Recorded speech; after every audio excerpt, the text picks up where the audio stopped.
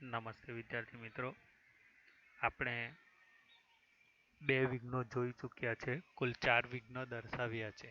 4 વિઘ્નોની અંદરથી આપણે જે બે વિઘ્નો જોયા છે એ બે વિઘ્નોની અંદર સૌથી પહેલું છે કિનારાનું જોડાણ. એટલે કે એની અંદર શું આવે છે?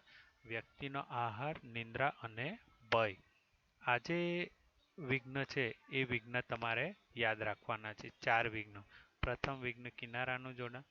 બીજું વિઘ્ન છે ભારની અધિકતાને કારણે પાણીમાં ડૂબી જવું. બરાબર? એટલે એની અંદર કઈ વાત સમજાવેલી છે? સામાજિક વ્યવહાર એ સમજાવવામાં આવી છે. ત્યાર પછીનું હવે આપણે જે ત્રીજું વિઘ્ન જોવાના છે તે સૌથી મહત્વનું મોસ્ટ આઈએમપી અને તેનું નામ છે આવર્તપાત. આવર્તપાત એટલે શું? કે વમળમાં ફસાવવું. બરાબર? તો એ હવે આપણે જોવાના છે. હવે આપણે જોઈએ. જુઓ. સુરાપાન એટલે કે મદિરાપાન. અક્ષક્રીડા. અક્ષક્રીડાનો અર્થ થાય છે જુગારની રમત. તમાકુ ભક્ષણમ. તમાકુનું અને ભક્ષણમ એટલે કે સેવન કરવું, ખાવું, આપણે એવું કહીએ છીએ. ચોર કાર્યમ એટલે ચોરી. ઇત્યાદિની વગેરે દુર્વ્યસનાની એટલે ખરાબ વ્યસનો માનવ જીવનમાં આવર્તભૂતાની સંતિ વમળ જેવા છે. એટલે જ્યારે પણ તમને આવર્તપાત પૂછાય ટૂંકનો અથવા તો પ્રશ્નની અંદર તો ત્યારે તમારે આ વસ્તુ લખવાનું છે કે મદિરાપાન, જુગારની રમત, તમાકુનું સેવન, ચોરી કરવી વગેરે જે ખરાબ વ્યસનો છે એ માનવ જીવનમાં વમળરૂપ છે. બરાબર? આ તમારે લખવાનું છે. એસુ પતિતો જનઃ. એસુ એટલે કે આ બધામાં પતિતો પડેલો, જનઃ માણસ, બહિર્હિ એટલે કે બહાર, આ ગંતુમ ન શક્નોતિ આવી શકતો નથી. બરાબર? એટલે કે આની અંદર જે પડેલો માણસ હોય તે બહાર આવી શકતો નથી. એની અંદર ફસાયા જ કરે છે. અતઃ આથી, તત્ર તેમાં, પતનમ એવ પતન જ ન ભવેત. ન ભવેત એટલે ન થાય.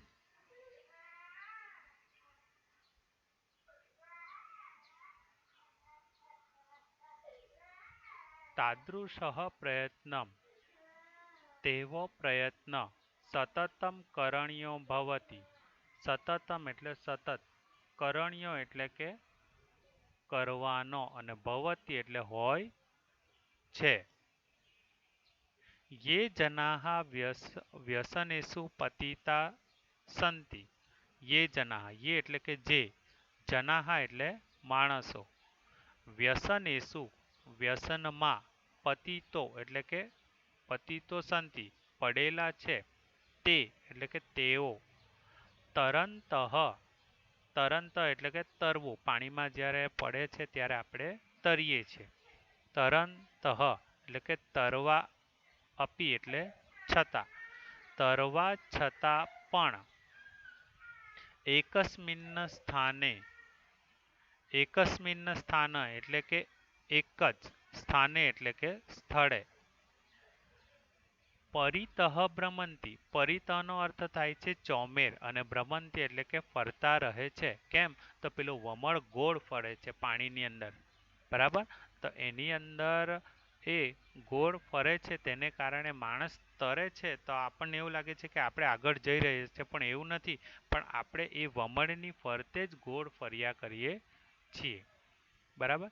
તેષામ પ્રગતિ બાધિતા ભવતી.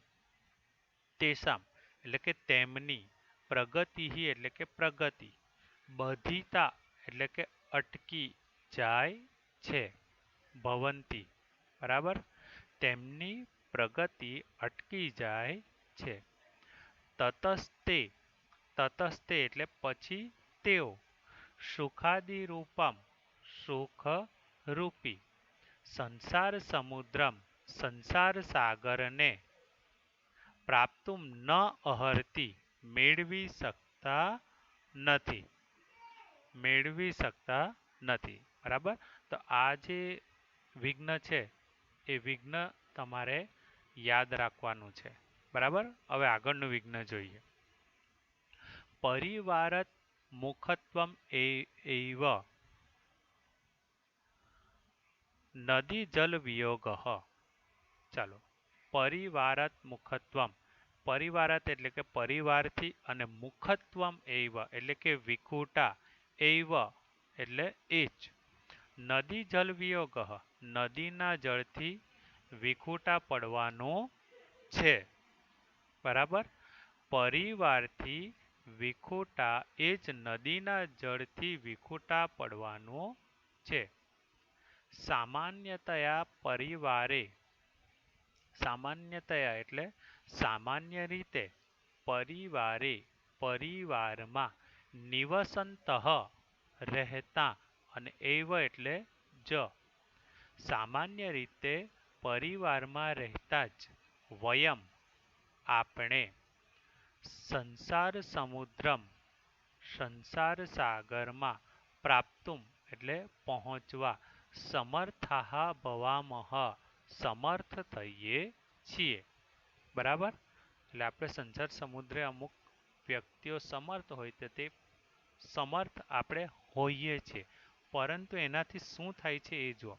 પરંતુ યદિ કશ્ચિત જનઃ પરંતુ બરાબર એટલે કે પરંતુ યદિ એટલે જો કશ્ચિત જનઃ કોઈ માણસ સ્વાર્થવશાત એટલે કે સ્વાર્થને કારણે વા એટલે અથવા ક્રોધવશાત ક્રોધને કારણે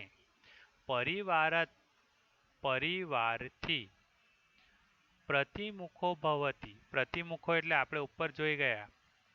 બરાબર. વિખુટા થઈ જાય છે. સ અપી તો તે પણ નદી એટલે કે નદી. નદીને અહીંયા કોની સાથે સરખાવ્યો છે? પરિવાર સાથે. એટલે કાઉન્સમાં પરિવાર શબ્દ આપ્યો છે. આપણે અનુવાદ પૂછાય તો આપણે લખવાનું છે. નદી એટલે નદી અને પરિવાર એટલે પરિવાર. જલમ જલમ એટલે પાણી જળ અને સ્નેહ એટલે સ્નેહ. જળને સ્નેહ સાથે સરખાવ્યા છે. મેં તમને પહેલા વિડીયોની અંદર કહ્યું હતું કે આપણે પેલો એક પ્રશ્ન પૂછાય છે કે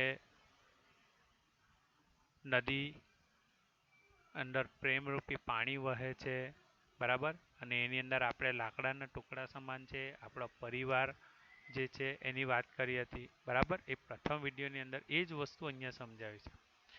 વિયુક્ત બરાબર થી રહિત કદાચિત અપી ક્યારે પણ જ્ઞાનેન જ્ઞાન ચ અને સુખેન સુખથી પૂર્ણમ એટલે કે ભરપૂર પૂર્ણમ ભરપૂર આનંદમયમ એવા આનંદમય સંસાર સમુદ્રમ સંસાર સાગરને ન પ્રાપ્નોતી પ્રાપ્ત કરતો નથી. બરાબર. એટલે કે જે વ્યક્તિ પરિવારથી વિખુટા પડે છે એ વ્યક્તિ પણ સુખરૂપી સંસાર સમુદ્રને પ્રાપ્ત કરી શકતો નથી. જો ચતુર્ભ્યામ એટલે કે ચાર વિઘ્નેભ્ય વિઘ્નોથી રક્ષાયેલા જનાહા મનુષ્યો માણસો જ્ઞાનેન જ્ઞાન ચ અને સુખેન સુખથી પૂર્ણમ એટલે કે પૂર્ણ એવા આનંદમયમ આનંદમય સંસાર રૂપમ સંસાર સાગરને અવશ્યમ એટલે અવશ્ય અથવા તો ચોક્કસ પ્રાપ્નુવંતી પ્રાપ્ત કરી શકે છે. એટલે અહીંયા છેલ્લા શું કહ્યું કે આ ચાર વિઘ્નોની અંદર પણ જે માણસ જ્ઞાન અને સુખથી પૂર્ણ હોય એવા માણસ જે છે એ સુખરૂપી સંસાર સાગરને પ્રાપ્ત કરી શકે છે. બરાબર. તો વિદ્યાર્થી મિત્રો તમને આ સમજ પડી ગઈ હશે. આપણું જે સ્વાધ્યાય છે એ સ્વાધ્યાય અહીંયા નીચે દર્શાવ્યું છે એ તમારે તમારી નોટબુકની અંદર લખવાનું છે. બરાબર. આ આપણું સ્વાધ્યાય છે. નમસ્તે.